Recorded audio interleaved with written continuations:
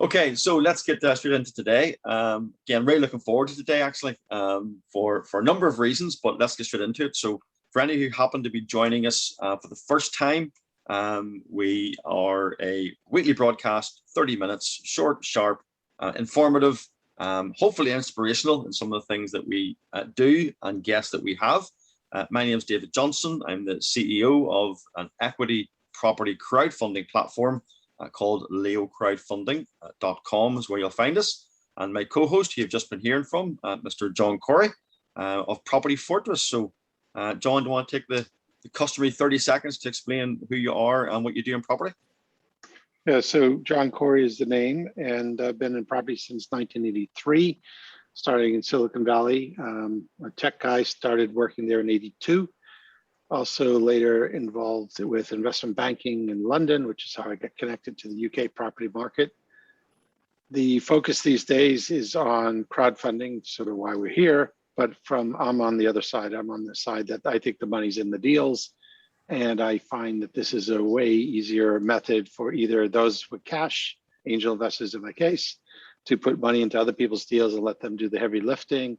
Or if you're trying to raise money compared to when I started, we were talking about history a few minutes ago, that you can raise money a lot easier. You can use social media in a legal, appropriate way to attract capital. And I work with people who want to do that. And I also invest in, because I'm too lazy to go look for the deals. Very good, very good. And a wealth of knowledge because of your experience. And we'll be deep diving into that a little bit today, and that you are the VIP guest today. So looking forward to that. So you're the VVIP. So the VIP guest is Tony Allner. He's our Chief Operating Officer, and you've got some updates for us, Tony, later on in the presentation. So how are you today? I'm fine, thank you. How are you? Yeah, all good, good, excellent. So let's get straight into it. So if we can move on to the housing market. So we always like to do just a brief look at a couple of key things that have made the news in recent days. The first one that caught my attention was the fact that there certainly was a dip in July's recorded transactions. Now, fully expected, I'm sure, given the sort of record-breaking transactions that were happening over the last number of months, but quite a significant monthly fall, and probably more significant than the 2021 trend is comparing July with 2017, 18, and 19, which put transactions around about 22% below the average for those. So I'm guessing, John, that's maybe more of a figure that's relevant rather than just a drop from the last couple of months. So what's interesting is the stamp data receipts don't really show a problem. So I think there was a lot of people trying to get their deals done by a certain date. Momentum builds, the lawyers, the buyers, the sellers, everybody's trying to complete by a certain date. And we get that spike. I was surprised, though, that the amount collected in stamp duty over the longer period wasn't significantly lower. So a lot of buy-to-let, a lot of second home buyers were included in this, and also people who were buying. The holiday wasn't 100% holiday above a certain level. So there was still people buying larger value transactions. So the data was actually quite interesting because it definitely creates sort of mass psychoses, but at the same time, it wasn't necessarily what people were predicting in a large extent. And the market hasn't completely fallen apart since then either.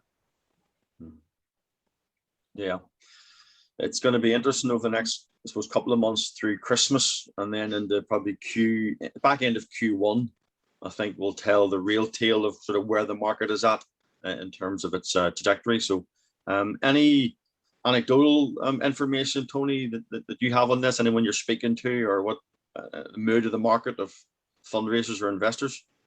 Not really, because John actually kind of said what I was going to say anyway.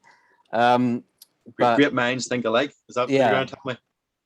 Yeah, so I can't really add to that. That kind of gazumped me. So yeah. No, that's good. Great minds think alike. So so we'll go to you. Well, first another way to hear Tony's comment is we reading the same information, we're looking at the same data, we're Hmm. drawing similar conclusions. Yeah. And that in itself sometimes actually is the issue, is that if everybody's reading the same sources, is that good or bad? So Mhm. Yeah, Yeah, and that's in a fair some point. ways it's a bad thing if you're only getting one side of the coin and you're all looking at exactly the same sources. Then things sneak up on you. But Mhm. Yep, absolutely. So if you look at this next one, really, this is an interesting one. So there's now a human rights inquiry into the housing crisis in New Zealand. I'll go to you first on this one, Tony, because we were discussing it earlier briefly. So literally, housing market in crisis, as it is probably in other parts, other markets of the world. But I suppose the real interesting thing is, just given the sort of the red hot nature of the property market, that the human rights experts and those exercised by that are getting involved in terms of the disenfranchising or the discrimination, effectively, they're claiming against the lower income parts of the market. So any thoughts on that, Tony? I mean, I saw when I was living in London a few years ago, on a much smaller scale. I was living in the Docklands area when they were just beginning to redevelop that. And you go to any area in Docklands around that time, to the old areas, sort of around Millwall Parkway, and they were turfing out all the long-time standing residents to make way for all these new developments. You know, Canary Wharf was developing hot links into the city, and there was a big argument there about where do you put these people. And New Zealand, I'm not sure what their barometer is for quantifying it as a human rights issue, but I mean, it's been going on for ages, so I don't know. Mhm. I think it's particularly around the area of interest rates. For instance, interest rates are lowered because of the current crisis, but then the more affluent just simply move to bigger properties, which then drives up the price of the market, which then completely outprices the lower income earners. So they're left with literally not being able to buy a property because of house prices. So the people that are kind of in one way benefiting are the more affluent. But I know there's a whole political angle to this as well, which we'll not get into today. But in terms of the factor on the housing market, John, can you see this being as big an issue in the UK and even the US potentially, or is this maybe just New Zealand specific? So I think it might be specific to the person who gets paid to write an article. So are they saying that we reduce the number of housing units? Are they saying that these housing units are going vacant? Or are we just changing the ownership, but people still live in the housing? So, the brown stuff associated with a horse on the back end tail. I don't understand these things, because we're not destroying housing, we're changing owners. And yes, we might be changing the economics of it, and therefore that has an impact on where people can look, rising rents or rising prices, all the rest of it. But if we have more or less the same population, we have more or less the same number of housing units, are we just moving the deck chairs, but we didn't take any away? Are we adding deck chairs because now we can afford to? Are we building more versus one of the problems we have, as I've said, and I've said this for years, the NHS works, people are living longer, therefore we're having a housing shortage. So we should go back to people dying younger and we'd have less of a housing shortage. I mean, it depends on how ridiculous you want to play with the data. Now, this is personally dislocating individuals, yes, but is it a crisis that's new, or is it actually when you don't have enough money for the rent, you don't get to stay in the place? And if the person wants to turn a 1 into a 2, then they're going to lose it for a while. Then there'll be 2, and they'll probably be priced at a different point. And gentrification, I mean, that's an old word. But let's attack the right problem rather than we think it's now a housing crisis because we're marginalizing communities. Well, that's called gentrification, right? This is not a new phenomenon. And you don't gentrify scummy areas. You only gentrify areas that people want to live in. So what does that mean? Yeah, I agree with you to a point though, John, but I disagree in this sense that if you take the impact of COVID, and then it's like, okay, what can the government do to try and help? People are hurting, they are struggling to pay their mortgage. So okay, let's reduce mortgage rates to try and make it easier for people to own their own house and stay in their own house.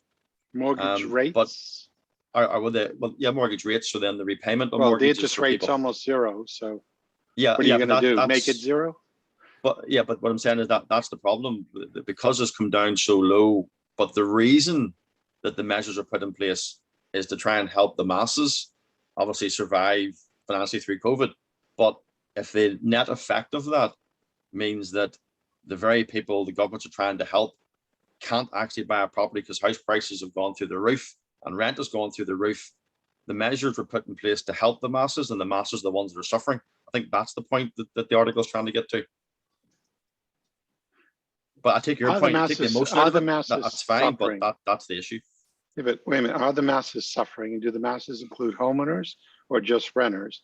And if we're talking homeowners, if foreclosure rates are at one of the historic low points, then no one's suffering more than normal. This is like, we've had but worse that- yeah. periods. So, I mean, I don't mind fixing problems, but if you fix the wrong problem, it really doesn't help. Yeah. Okay, no, interesting. I just wanted to get into that. So let's get on Well, with we our. can get into that. Yeah. Okay, so let's get into the VVIP today, Mr. John Corey, on a couple of questions. So this Ask John is proving quite popular. People can submit questions to us, and John will deal with them. So we probably ran over a little bit in the last section, but that was also giving people a good chance to see your insight and the way you approach these things. Very emotionless is probably a good way of putting it, and just looking at the hard facts. So question number one. I have property deeds lined up, but I now need funding. Where is the best place to start looking, or who should I speak to? Well, a couple of things are interesting in this. So it suggests that they have more deals and funding. So I would say that's a sign of success, that they are good at identifying or finding deals. Cool. You're winning, so to speak, if you are a property investor. Second is they need funding after lining up the deals, but it sounds like they haven't started before.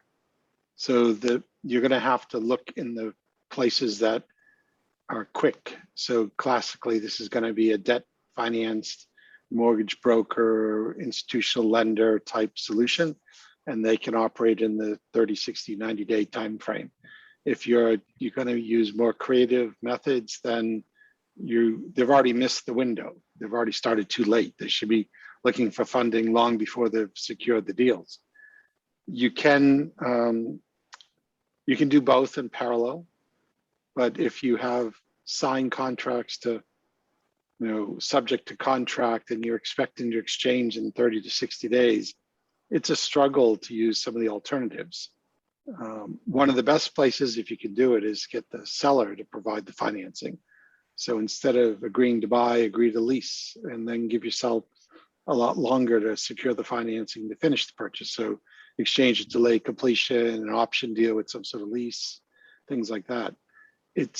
I try to warn people that if they're good at finding deals, which this person seems to be, you really need to be nurturing private investors in a legal compliant way much earlier than, I've got a deal under contract, I need to now raise the funding. That is really emotionally intense and tends to blow up a lot, or you end up with really poor choices. Yeah. So I was going to say that leads to bad decisions. If you have panic decisions, and decisions that are forced on you because of time, very often tend not to be good decisions.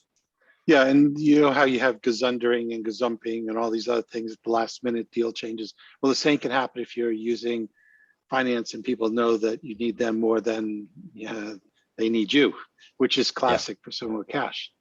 So who to speak to? Well, I would obviously speak to Leo Crowdfunding, because I think people that have a track record like this, at least what I'm assuming, they should be publishing a case study, something that's representative of the types of deals they do, and let that case study speak for them, and let that case study start to build a list of investors on the site through an FSA approved process. So then that way you have a warm audience of investors say, I like this strategy. I like what you did here. If you have more like that, I'm interested. So you can build that audience in advance.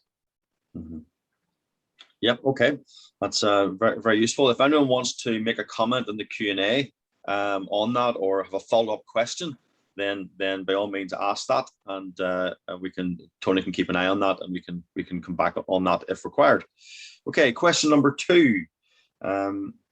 Is it possible to leave too much of my own funds in the deal? So is it possible? Yes, but what's so bad about leaving your money in the deal? Now, if I had more money than I knew what to do with, so I wasn't in the first question, then leaving cash in the deal is actually good, fine. You'll get a good return on it. It also de-risks the deal. I mean, if you're all cash and no debt, that's probably some of the lowest risk way of owning a property.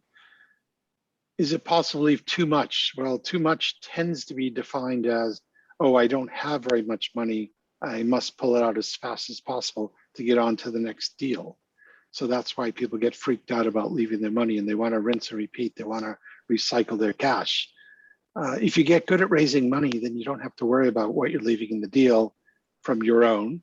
And if you get good at raising money, you probably have investors who would love to have money left in the deal because it's being put to work and they're not in a rush to move it on to the next one. They like the deal they invested in. They don't want to see the cash come back and sit in the bank account while they wait for another deal that they have to evaluate. It's like, I like the deal you had. Can I just leave my money there? There are people who have more cash than have deals. Those people aren't in a rush to take it out. So your job as a property investor finding deals is to find the people with the cash and make that work, which is sort of the point of question 1. Yep. Okay. And I think question 3 is actually related to question 2. Yeah. Okay. So this will actually lead you to maybe share some more options or insights into that scenario of like deal structuring and the capital stack. So I still need to recycle the cash from deal to pay back my investors. So I need to extract as much as I can from each deal. Is there a risk in doing this? So I'll let you comment on that first. Well, I think the first clause about, or up to the first comma, the problem there is this generally happens when you're doing private loans. You promise that you get the investor's money back on the refinance, and you've set it up that way. So I'd say you've structured it poorly to start. You're finding investors who you've then told, hey, I'm going to refinance after the build phase or the construction phase of the refurbishment and recycling your money back, rather than I'm going to do this deal. It's a buy and hold. You're going to be in for 5 years. There are investors who would rather be in. So your job is to find them. The ones that always want to get their money back, that's what I call hot money. It's not that it's bad, but you are setting yourself up to be a bit squeezed all the time. And this idea that you need to extract as much as you can, well, nice. And by the way, when you're playing with your spreadsheets and you're trying to get an infinite rate of return, having 100% of your money out, fine. It makes the spreadsheet go, blink or something, but it doesn't make it a good deal because potentially you're over leveraging. So there's definitely a risk in getting yourself into time pressure, investor pressure to extract all the time. Some deals, it might be wiser from a risk management point of view to leave more cash in. I would suggest that if you want to grow your wealth and you have limited capital, focus on raising capital. Stop trying to squeeze the hell out of every deal. And if you can find good deals, you will find the good capital, but you need to be having those conversations and doing it FCA appropriate way and everything. But the point is, you know how to find the deals, well, go find the investors and slow down on the deal searches and start learning how people with cash actually think. They're not all trying to create wealth. A lot of them have wealth and they're more worried about you losing it than anything else. Yeah, that's a really good point at the end. Not everyone is in every single deal just to create for the wealth or to create like the absolute or take the last penny out of every single deal. Different people have different situations and different strategies. And that then feeds into the capital stack and the percentage of leverage, which is I think a question we'll deal with in a few weeks' time about the danger of over leveraging deals, particularly in an uncertain market, but we'll keep that for another day. It's not in the question, but the easiest way for people to visualize this is people who have been saving their money for their pension, they have various pension structures, they're thinking long-term, they're thinking retirement, they're thinking cash flow. They're not thinking about getting all their capital back all the time, parking their savings accounts so they can do the next deal. They're actually thinking income, staying invested, staying in good yielding, safe projects, and diversifying where they want to put smaller amounts across many things rather than large amounts in one thing. So that type of person is maybe a good candidate for someone who's got good deals because it's a stable, long-term sort of perspective. They're not in a rush to recycle it every month or whatever else. That is they can't afford to lose it. It would be very difficult to replace that money in their pension if it gets lost because they don't have the ability to put it back in. So they just want nice, sort of vanilla, stable, diversified. That's their thinking. And that's how you have to understand different types of money. Yeah. Okay, very good. I think it's very, very useful to hear your brief answers on those. And I'm sure that's provided value to the attendees.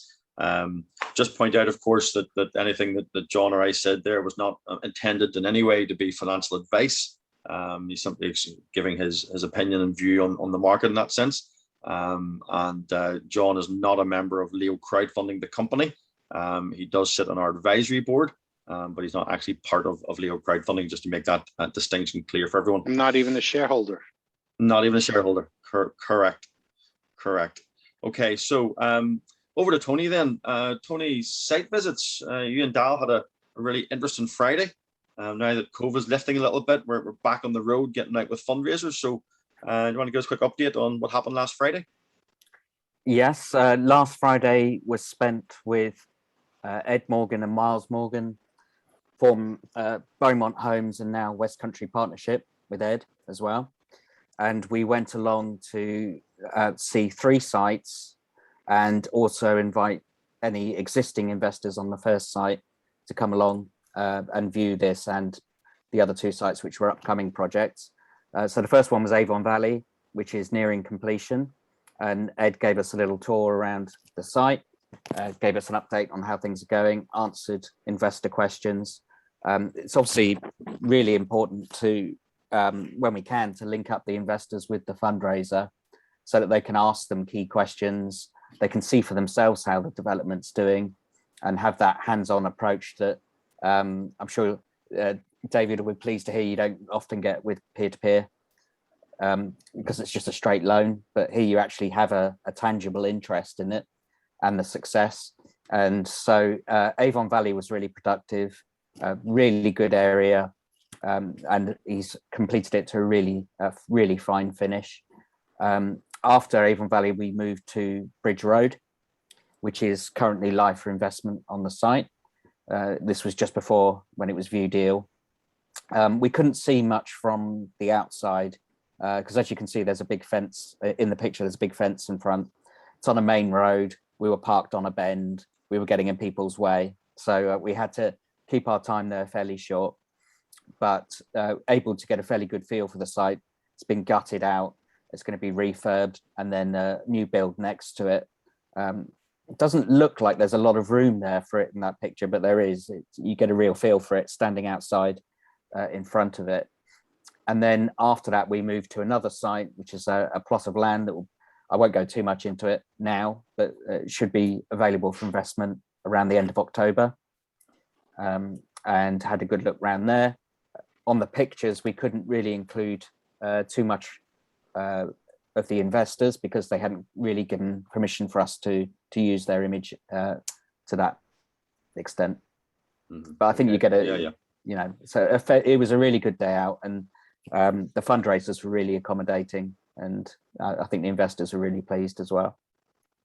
Yeah, I think it's always nice, Tony, when people have invested like a year ago, whenever that was just a garden a year ago, and obviously the propositions put out there for investment, investors decide to take an equity stake in the project, and then when you're standing there and looking at it, I'm sure it's nice for the investors just to see that tangible progress. So and no doubt the bottom right hand picture, I can see Miles holding court a little bit. No doubt you learned a lot about Bristol and the last 40 years of property development in the Bristol area. Yeah, I mean, it was actually really good for the fundraiser platform relationship as well, just to talk about, and find out about Bristol. I know the last webinar was about Bristol. So Miles is the font of knowledge on that. And we had quite long discussions there. Excellent. Yeah. Yep. Okay. Listen, fantastic. Thank you for that. And what we've got actually for everyone is a wee treat, a very short video just on Bridge Road. We sent a photographer along, and let's just give you a bit more of an idea of Bridge Road.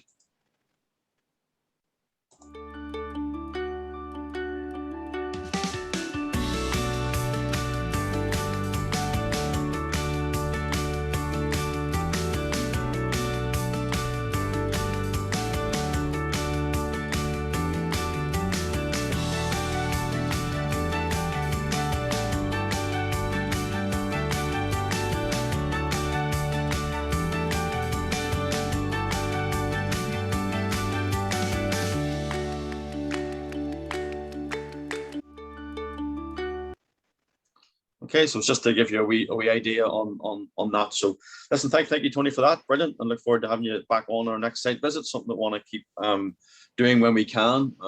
Obviously, COVID allowing, and providing everyone's happy to come. Sorry, what was actually really revealing was the relationship that Ed was building with the neighbours, particularly on Avon Valley. He was going through, the process of how he had to keep them sweet and build a good relationship and rapport with them. And it was really interesting to learn about that side. Yeah, I mean, I don't think there's any doubt that they're good at what they do, which is excellent. So, okay, just in the final few minutes then, the Bridge Road is currently live. I'm just checking oh, sorry. I've just went on my phone and had a check, and it's now closed. So we've now reached the full 100,000. And that is actually news to me, because when we started the webinar, we weren't quite there, but we are now. So this is now fully funded. 100,000 went live yesterday at 12. So yeah, in under 24 hours. So yeah, really pleased with that. So we don't need to talk about that too much more now. Those who have invested, so I'm not sure, 43 investors. So yeah, I've been interested to do all the stats on that, which is great. So again, a good variety of investors, which is great. 42 different people investing in this. So yep, Tony, once again, success for the platform, and yet another successful raise. Yeah, I think that's the highest number of investors per project since Old Woolen Mill, after Old Woolen Mill. Yes, I think you're right. You're right. So there's a good diversity. I noticed looking through yesterday of people putting in small amounts. So there's more people investing smaller amounts, which is ideal. I've always been an advocate that if people want to learn how this works, for less than the price of a course, £100, they can buy one share. They'll get a copy of shareholder agreement. They'll go through the process. They'll see what the journey is all about. They'll get to follow along as an investor, get the investor updates. They can do the site visits. They can do the online forum for the investors, just the investors in the deal. So there's a lot of ways you can learn for your £100. And if it works out to be a positive project that has a positive economic return, well, that's gravy on top on that one share. Mm-hmm. So that's interesting, John, from the investor perspective. From the fundraiser perspective, Ed and Miles were very clear that they were using this again as an exercise to build their investor base for the future. So they actually had the maximum investment amount was set at 10,000. So we actually had two different people approach us who just said, can we just invest the whole thing? We'll do the whole thing. And it was like, no, that's not what the exercise is about. Crowdfunding is about letting lots of people in and learning and bringing this investor group together. So we're always confident this would fund, and it's just interesting it's funded so quickly with a lot of different people putting in small amounts of money. I think that's great. And I know some people who are, because of their personal circumstances, whether internet connections and other things, say, oh, I'll look at it tonight, I'll look at it tomorrow, I'll look at it this weekend. I was like, well, yeah. Okay. It's absolutely. There's no doubt about that. I know there's people who are very, very keen to invest, haven't invested to date, and obviously now they've missed, unfortunately. So that's part of the education to our investor tribe, that if you like a project, you've got to keep an eye on it. I do want to highlight to people this and all the other deals. You could read the information before it even opens up. There's never any pressure. You shouldn't Yeah. invest without reading the documents. And that's why the documents are available before you're even allowed to pledge. So there's no sort of rush to pledge without reading. Yes, yes. And we almost always, in fact, I think 100% of the time we've done a project webinar prior to going live, which again gives people a chance to actually meet the fundraiser online as part of their DD prior to going live. So yeah, I agree, John. It's not about going live in a frenzy of people thinking I might miss out. People should have read the document, watched the webinar, got their questions answered, and have their mind made up whether they want to invest or not, and then they can just action their decision they've already taken. In theory, that's how it should work. Okay, There was so and there was a first flurry as soon as it went live as well. Yes, Literally that's a good point. people waiting at their keyboards for it to go live. Yes, exactly. That's actually, Tony, a good point, because that is the people who have done the due diligence, they've been on the webinar, they've asked the questions, been on the forum and engaged with questions on the forum, and then they know, what, I would like to be in this one. So at 12 o'clock it goes live, and as you say, people are ready to all geared to press the button, which is great. Okay, Citygate House then. It is obviously we're drew down on tranche 1, and there will be a tranche 2 for 1 week only behind the curtain. So we're not going to the general public, we're not splashing it across social media, but there were people who missed tranche 1 who have contacted us and said, look, we really wanted to invest in this. So we're gonna go 1 more week, and there'll be an email go out to the database just to say, hey, here's the situation. Already a number of people have transferred their funds ready for tranche 2. So again, it just whoever wants in can get in. Whoever doesn't want to come in, no problem at all, no issues. We'll just do a tranche 2 and then draw down whatever is raised from that. And those who are in tranche 1 should be getting their signed shareholder agreement with Schedule 2 probably by Monday. I would think you should be able to be receiving that. So you can watch out for that. So you've heard a lot from John today, particularly, and you see the wealth of knowledge that he has in the whole debt structuring and the world of property. Obviously regarding crowdfunding, that's where my expertise lies, as well as just general in property. So together we have a sort of an interesting consultancy service that we can offer people. So you can reach out to John directly or to myself. Happy to have a quick chat, whether you're a fundraiser, maybe you're an investor with maybe a big pot of money and not sure what's the best different options that you have within crowdfunding or within property. Obviously not giving financial advice, but we can sort of educate you more about the market, what fundraisers are looking for and different types of deals. So feel free to reach out. And that is us for today. So are there any questions that come in there, Tony, before we wrap up? No, nothing Okay, in the so Q&A. I'll just look on the chat. No. Excellent. Okay, well, listen, that is us for today then. Thanks, everyone. And we look forward to seeing you next week. And you'll get your email early in the week to let you know who the special guest is next week. In fact, sorry, next week I do know what we're going to do. We're going to be focusing on Avon Valley and Plough Hill View. It's getting very near to payout, and we had someone on site taking photographs and doing interviews. So we're going to focus on Plough Hill View as an example of a project. Okay, so thank you everyone for joining us. Look forward to seeing you all next Thursday at 10 a.m. All the best. Bye-bye. Thank you.